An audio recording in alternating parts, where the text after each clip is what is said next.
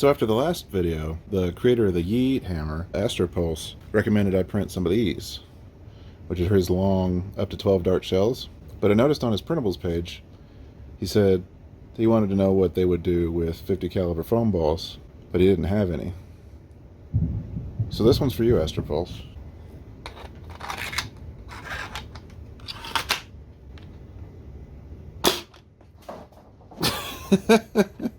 That's like an airsoft grenade launcher right there. That's silly. I doubt you'd hit anybody more than 30 feet away, but that was pretty cool.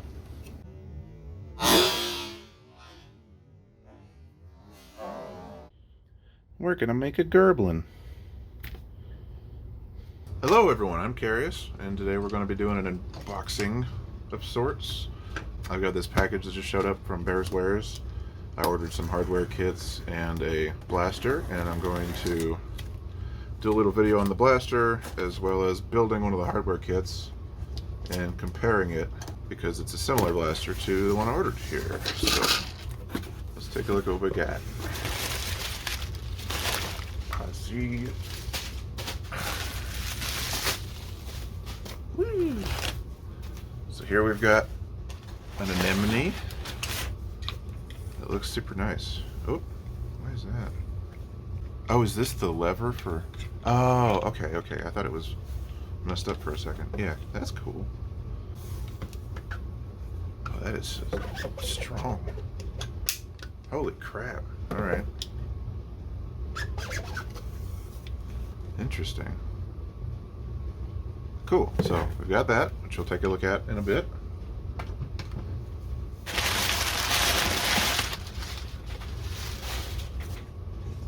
Oh, some extra goodies in here.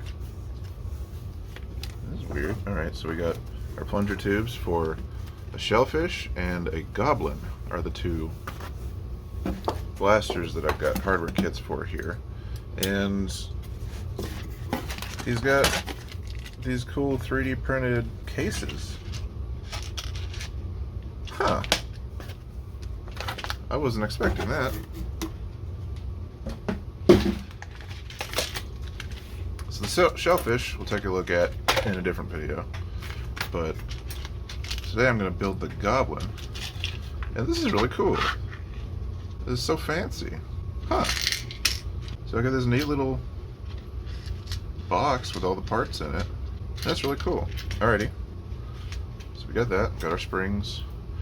Got some bars. I believe are for the shellfish. It'd be kind of weird if the goblin needed these big old bars. Our plunger tubes. And I have all the goblin parts printed already. But as you can probably tell, this yellow filament is a stringy mess. The print looks alright underneath all the stringiness, but I gotta clean that up. So I'm gonna do that first, and then we will assemble the goblin. Alright, well that was a pain in the ass. Just buy decent filament. Like, spend the extra $5 to go with a brand that's not, that you recognize. Anyway, so I was going to record building the goblin, but I have no way to record it and also look at the build guide. I thought I could print the guide out, but it's an Imager album, and Imager is a famously busted website that there's no easy way to print to. You can like download all the images individually, but then you miss out all the text in the instructions, and you'd still have to like print them all out individually, so it's a giant pain in the ass. And it was just going to be a little time lapse anyway, so I'm going to skip forward to having already built the goblin using the build guide on my phone, because I don't have another device to view it and also record at the same time. And I'll see you when the goblin's all completed. Alright, I finished building the goblin. Kind of glad I didn't record that, because I had a lot of trouble. It's kind of a frustrating build, and it's not really due to the design of the blaster.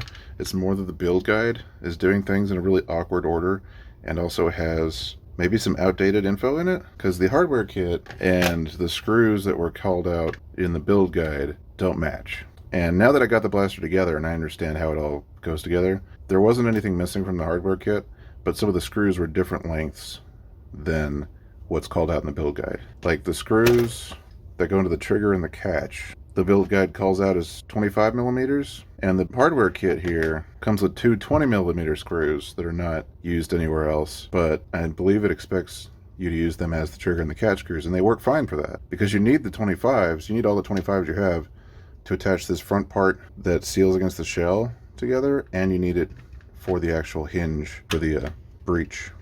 There were also a couple places where it called for 10 millimeter screws, and those were nowhere to be found in the hardware kit, but a couple 8 millimeters worked just fine. And that was... where were those? Oh no, there's just one. And it was the breech release thing here. It called for a 10 millimeter, but there weren't any in the hardware kit, but an 8 millimeter works.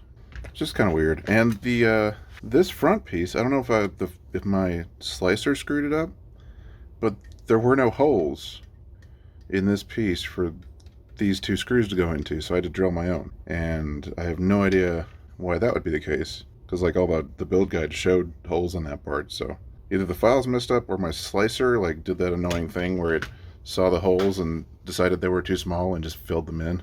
Oh, and of course, after I got the whole thing together, I noticed some rattling, and there was a nut inside the plunger tube, which is really hard to get to at this point. So I ended up taking the thing apart again and getting that out of there.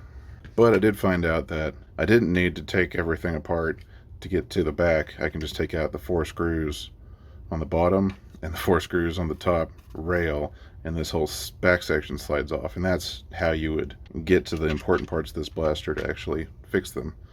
And I feel like that should have been closer to the order of operations for when you're building this blaster. Like, it had me combine the back part and the plunger rod and the plunger tube and this middle part together, and then attach the top rail, and then attach this sealing piece.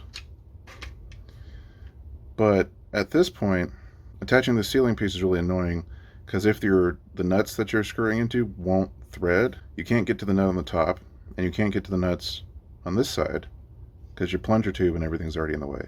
It'd be way easier if you built this part first with these 3 screws that are kind of crucial, and then built the whole back assembly, and then slid this part on to the grip on its own, and then the back onto the grip on its own, instead of having the whole thing slide onto the grip. I had to use a rubber mallet to get this whole assembly together because there's just this big long piece to slide in, and I feel like it would be way easier with individual sections. And then at the very end of this whole assembly, you add this top rail.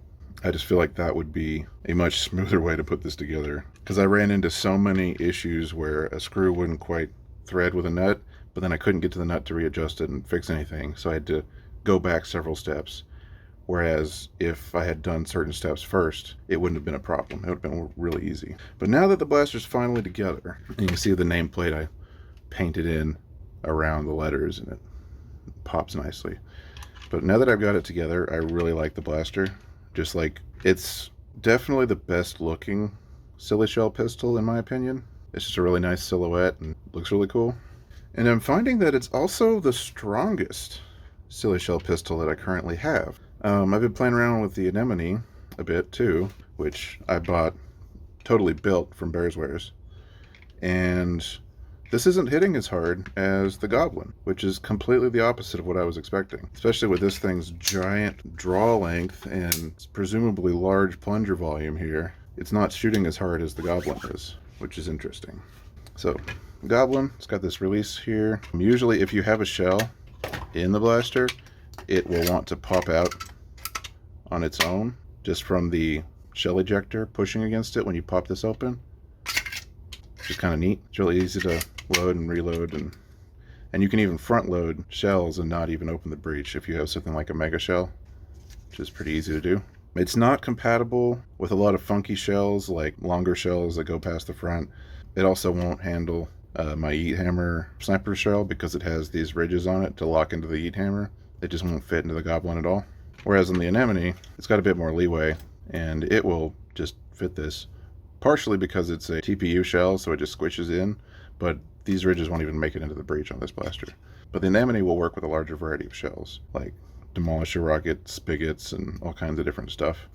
But I was really surprised that the Goblin is shooting harder, so maybe I need to mess with the seal of this Anemone, or something, because I know it's supposed to be tricky to get it working optimally because it's like a seal made with elastic interfacing with a printed plunger tube. So, but the lever to eject shells is pretty cool. I'm not a big fan of the way it just like is loose otherwise. Maybe there's something I'm supposed to do with like a piece of elastic to keep this held together.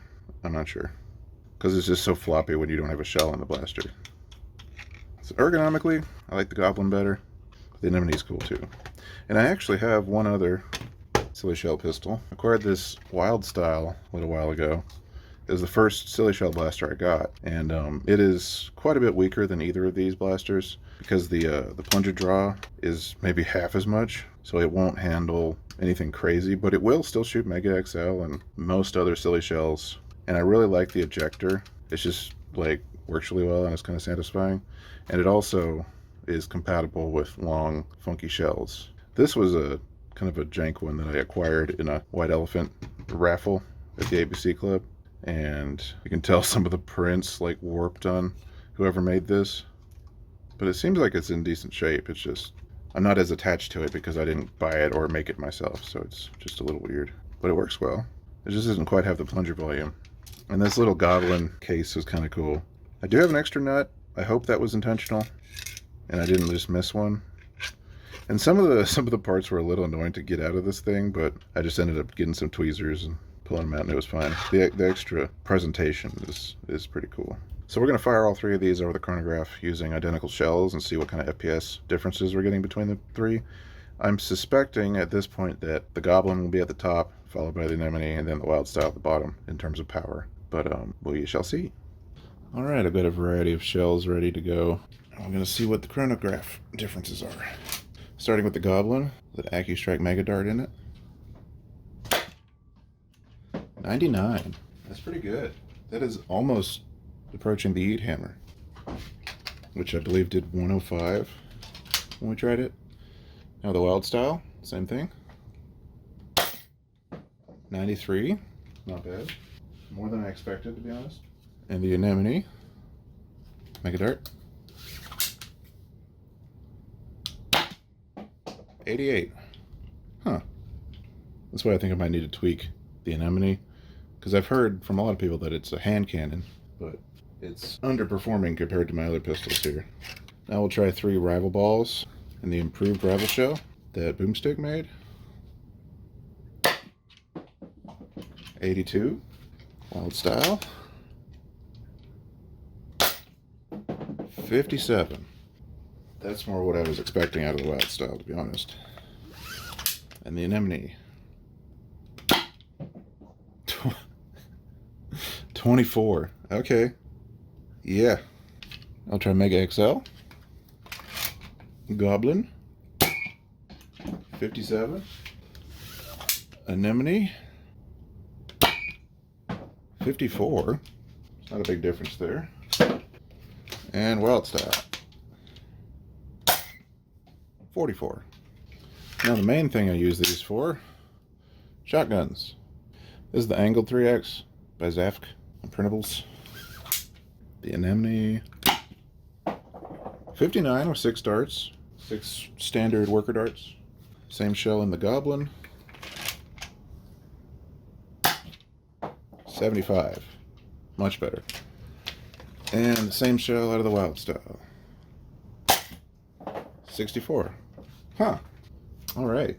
So, the Anemone is really underperforming compared to the other 2 blasters.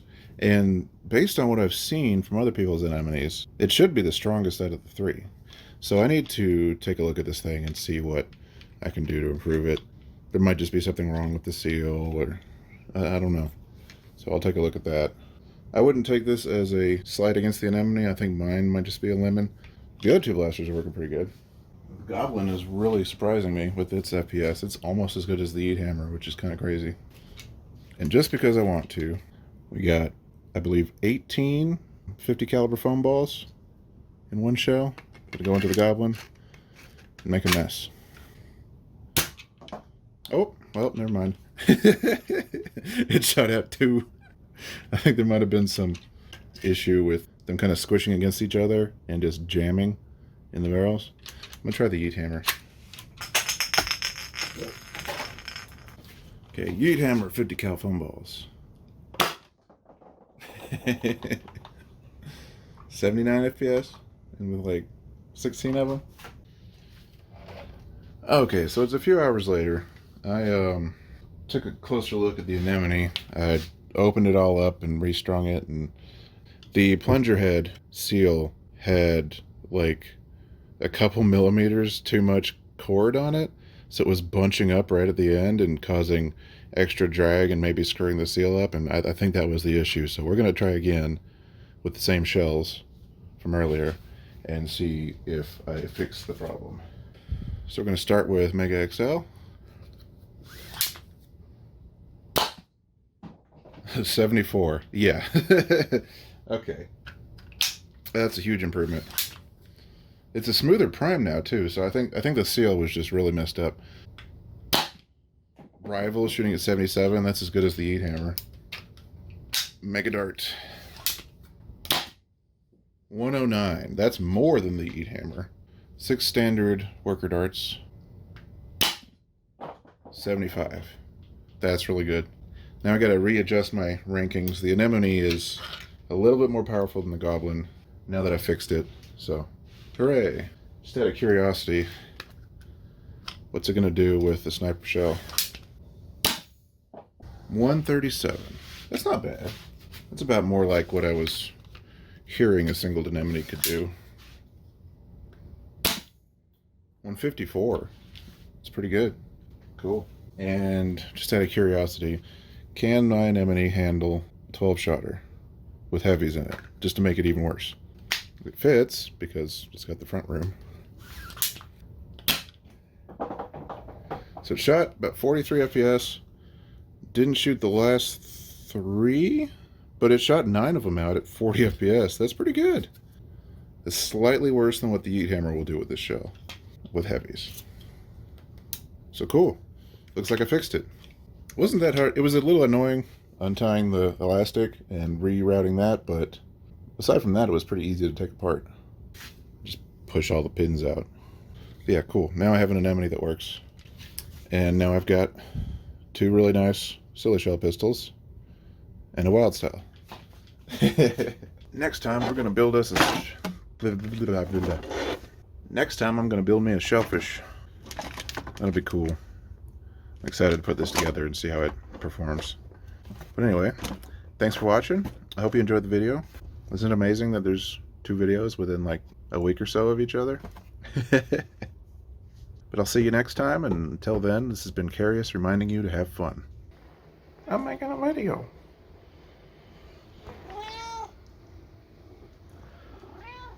Meow. Oh, the elderly kitty is here. Oh. Oh, he jumped in my lap. He says hello. I'm being swarmed.